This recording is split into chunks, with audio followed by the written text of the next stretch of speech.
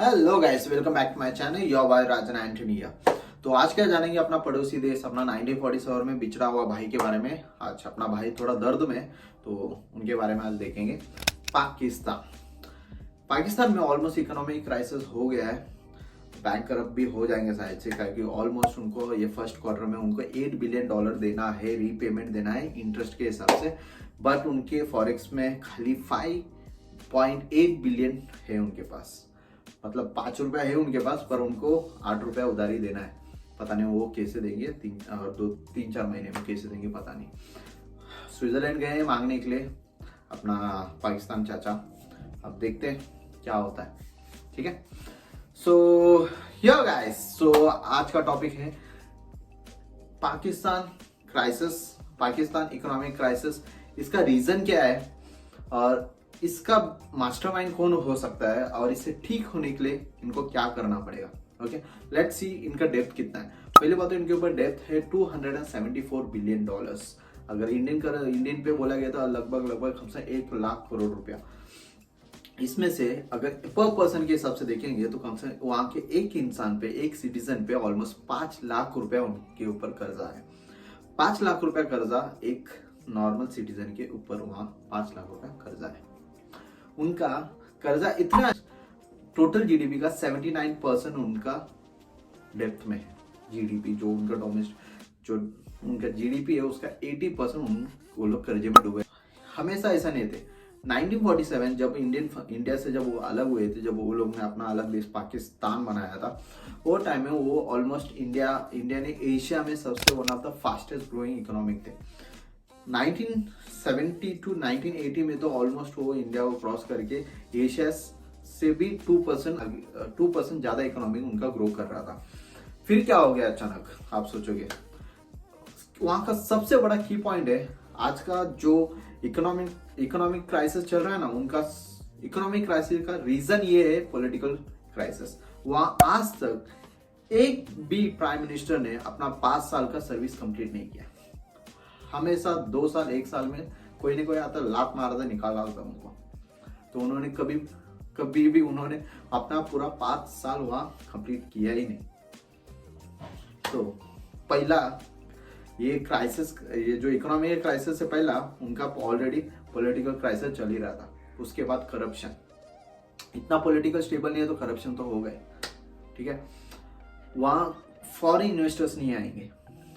अगर जहां political crisis चल रहा है ना, पॉलिटिकल ही वहां स्टेबल नहीं है, वहां फॉरेन कंपनी आके कहां से इन्वेस्ट करें। जहां तुमने अपना 5 साल का गारंटी दे नहीं सकते हो, कहां हमको 50-100 साल का तुम गारंटी दोगे। इसको लिए फॉरेन इन्वेस्टर्स आए नहीं, ना किसी ने वहां इन्वेस्ट करने का सोचा भी। ऑफकोर्स कोई सोचेंगे भी कि उन्होंने, आप सोचोगे कि भाई उन्होंने इतना उधार लिया है तो उन्होंने तो फिर खर्चा किया रहेगा। पहली चीज तो उन्होंने करप्शन किया। सेकेंड चीज टेररिज्म।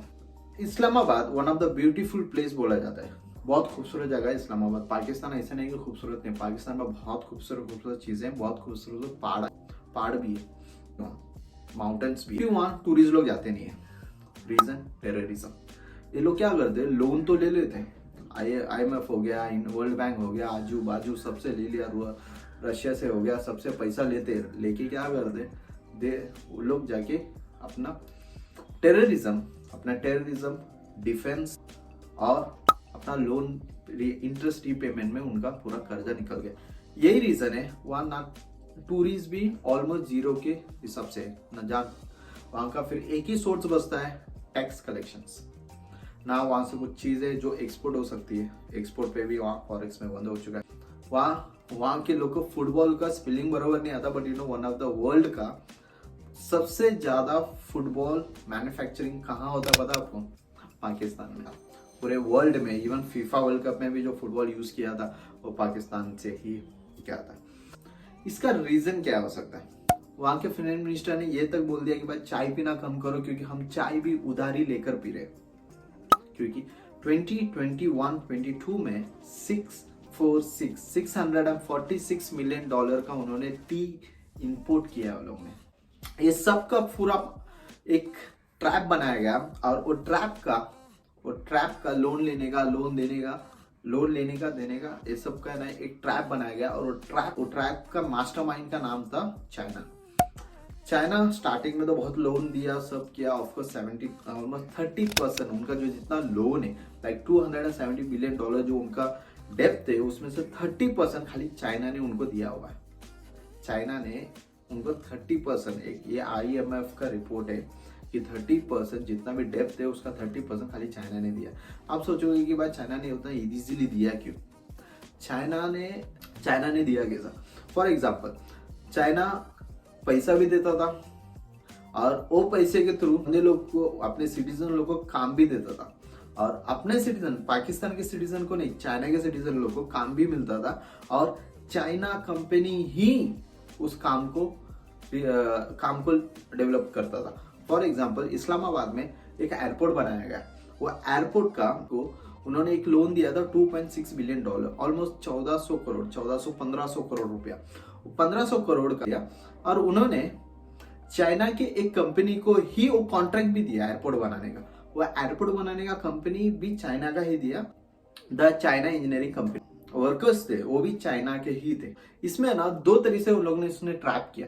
एक तो उसको पैसे के इंटरेस्ट तो मिल ही रहा है, वो प्रोजेक्ट सक्सेस हुआ तो भी उसका प्रॉफिट है, लॉस हुआ फिर भी चाइना वाले का प्रॉफिट है।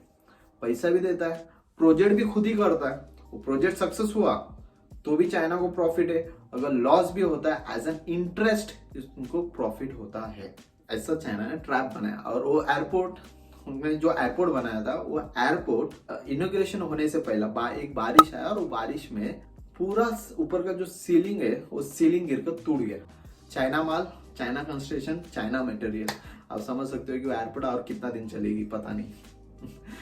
और एक कोविड में चाइना ने बोला कि वी गोना हेल्प, हम पाकिस्तान को हेल्प करने वाले।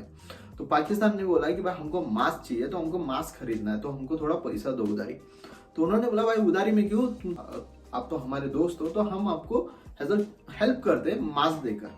तो उन्होंने मास्क कैसा दिया रहेगा, अंडरवेयर और ब्रा का उन्होंने मास्क बनाकर उनको गिफ्ट किया।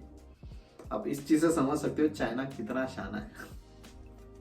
यही छोटा छोटा करके उसने आज पूरा पाकिस्तान को ट्रैप में ले लिया है, और आज जो क्राइसिस है मेरे हिसाब से चाइना ही रीजन है। अब इसकी बाहर कैसा है? फर्स्ट थिंग, वहां का पॉलिटिकल पार्टी और वहां का बिजनेसेस और मैन्युफैक्चरर्स सब साथ में बैठ के एक प्रॉपर टर्म्स एंड कंडीशंस पे कंटिन्यूसली काम किए तो ही country, I think so, country वापस आ सकता है। फर्स्ट, वहाँ इकोनॉमिकल क्राइसिस से बचना है तो वहाँ का पॉलिटिकल स्टेबिलिटी बहुत इंपॉर्टेंट है। सेकंड, अगर फॉरेन कंट्री आना है तो वहाँ का टेररिज्म खत्म होना, उनको टेररिज्म के जो टैग है उससे बाहर आना पड़ेगा। ये लोगों को terrorism group country, terrorism country के टैग से उनको बाहर आना पड़ेगा। पाकिस्तानी लोग बहुत अच्छे, बहुत खुश मजाक के होते हैं, हमने भी देखा है, बट बोलते हैं ना, एक गंदी मछली पूरा तालाब को खराब करती है, वैसे एक टेररिज्म करके एक टैग ने उनको पूरा कंट्री को खराब कर दिया। हम यही होप करेंगे जल्द से जल्द ये सिचुएशन ठीक हो जाए। बाकी आपको क्या लगता है कमेंट बॉक्स में बताओ। सब्सक्राइब करो गाइस, सबका सब्सक्राइब बहुत इंपॉर्टेंट है। आपका एक सब्सक्राइब करने से ना बहुत ज्यादा मोटिवेट बनता हूँ, बस सीख रहा हूँ, बस जल्द से जल्द और बेटर हो जाऊंगा। आपका एक सब्सक्राइब से आपका कुछ नहीं जाता है, हमारे लिए बहुत बड़ा वो मोटिवेशन से आपका एक सब्सक्राइब और एक लाइक। तब तक के लिए जय हिंद guys, take care, bye bye, signing off, your Rajan Antony, bye.